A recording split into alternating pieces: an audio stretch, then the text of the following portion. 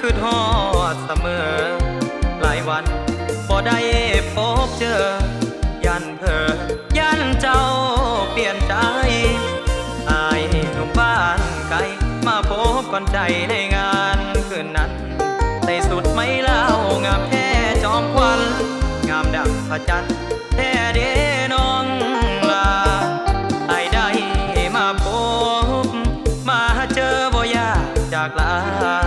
กับสาวฝึกทงคนสาบ้านพัฒนาแห่งเมืองจำพรเป็นตาอ่อนซ้อนยามฟ้อนลำวงสามัคคีไอ้ฟ้อนเกี่ยวผู้น้องคนดีเป็นบุญอีลีของสายบ้านป่าปฐมมาเลิกเปิดหัวใจให้มาหนึ่งหาไอ้นี้อยากฝากสีว่าน้ำน้องขวัญตาสาวบ้านบึกทงจำจากอา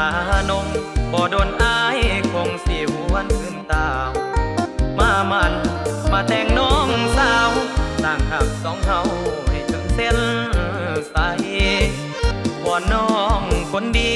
สาวบ้านบึกทงอย่าได้เปลี่ยนใจปีหน้าอายสิกลับไปสู่ขอสามไว้สาวบ้านบึก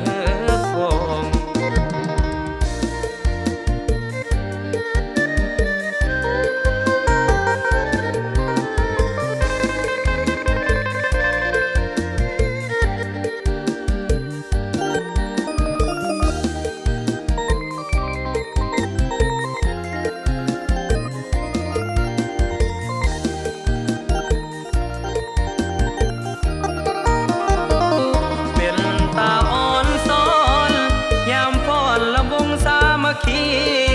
ไอ้พรเกี่ยวผู้น้องคนดี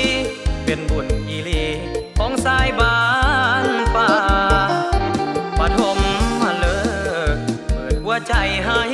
มาหนึ่งหาไอ้นี้อยากฝากสีว่าน้ำน้องขวัญตาสาวบ้านบึกทง